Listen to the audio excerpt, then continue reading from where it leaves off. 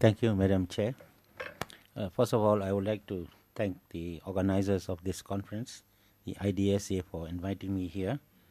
And my think tank, Myanmar Institute for Strategic and International Studies, we have signed a MOU with the IDSA sometime this year. And this is the first time that our institute is participating here. Today, I would like to share my thoughts on the trends in democratizing the polity in Myanmar. And for this presentation, I have chosen the title Myanmar in Transition from Military to Civilian Rule. In my presentation, I intend to bring out the reasons for the process which have led to relative political stability and which have stimulated economic growth in Myanmar since the inception of the new civilian government. First of all, I would like to make a brief background on Myanmar's political evolution. Myanmar's political system evolved in three main eras. The first is the parliamentary democracy, beginning with the independence of the country in 1948, and it lasted until 1962. And from 1962 onwards, for almost a period of 5 decades, it was a period successive governments dominated by the military. During the second era, which started from 1962 and lasted until 1988, the country closed itself to the outside world in a self-imposed isolation. However, in the third era, from 1988 until 2011, military government wanted to open up the country and reach out to the world, but it was denied by the West as a result of the imposition of sanctions. As a consequence of the actions taken by the military government in suppressing the democracy movement in 1988, the West ostracized the government for this action by imposing sanctions on the country. These actions by the West effectively closed the country to the outside world. Once again, the country became isolated, not by self-imposition, but by the imposition of sanctions by outside powers. Now I would like to talk about the new civilian government, which is in place since March 2011. Elections in the country took place in 2010, pursuant to the Constitution of the 2008. Total of 36 political parties and several independent candidates stood for the elections. As many had expected, the military-backed Union Solidarity and Development Party won the majority of the seats in both houses of the parliament. And this was furthermore supported by the armed forces representatives of the Hluttaw, amounting to 25% of the total seats, which has been stipulated in the Constitution. And the first regular session of the parliaments took place in January 2011, and then they elected the president and 2 vice presidents. The cabinet was formed on 30th March 2011. After taking office, there were many skeptics who said that it was new wine in the old bottle. But to the surprise of many, the new government carried out sweeping reforms, first in the political field and later in the economic and administrative fields. Here I must agree with Professor Muni, because in our country, we first started to stabilize the political situation and then carried out the economic reforms. And I think this is the proper way to do so. Now let me talk something about the political and social reforms. After Aung San Suu Kyi, she was released. She met the president in a historic meeting in August of 2011. And this heralds a new chapter in the recent history of Myanmar. Tens of thousands of prisoners were released, and the count totaled more than 28,000 as at January 2012. Among those released were several hundreds of prisoners of political conscience, including high-profile persons. In September 2012, just recently, hundreds of prisoners were again released, including a good number of political prisoners. The media restrictions were relaxed, and the recognition of the role of civil society are also the major reforms undertaken by the government. Such recognition was unthinkable and unheard of in the past 50 years. Now the media is free to report on anything without having first to submit it to the press censorship.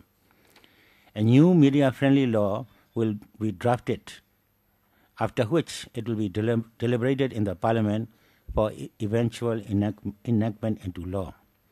To address human rights issues, an independent body, namely the National Human Rights Commission, has been formed. As for labor rights, the Constitution now allows formation of labor unions as well as the right to strike. Eradication of endemic and rampant corruption, which has plagued the country for a long time, now receives top priority attention of the government.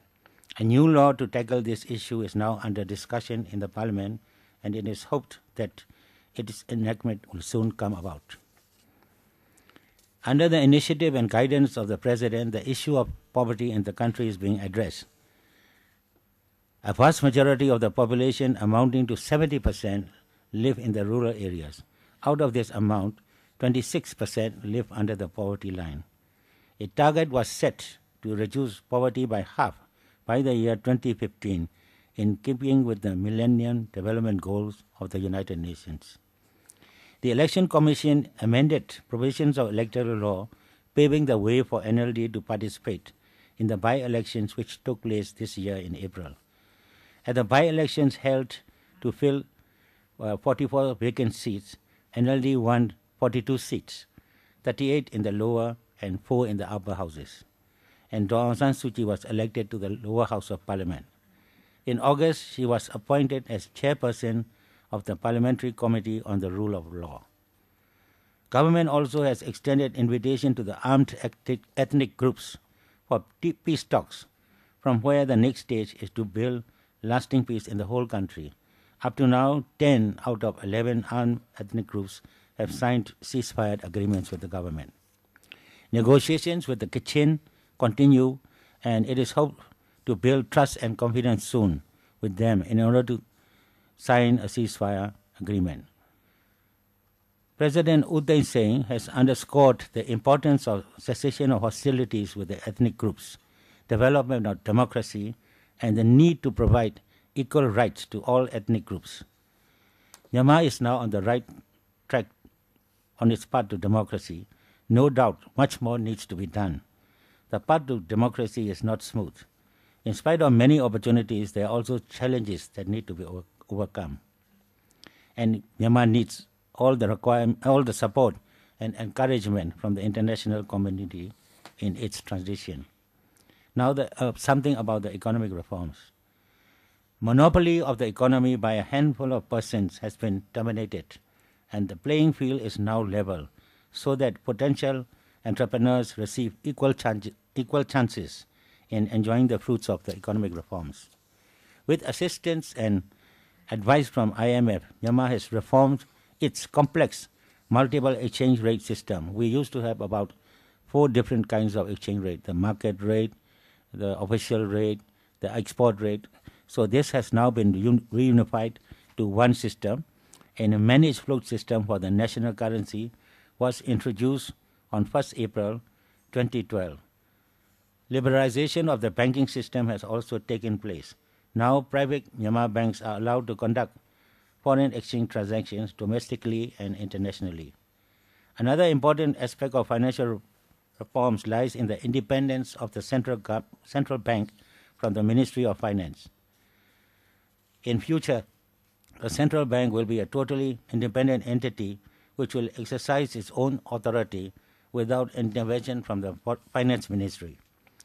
We are also have plans to establish a stock market by 2015 with the support of the Tokyo Stock Exchange and the Daiwa Securities Group.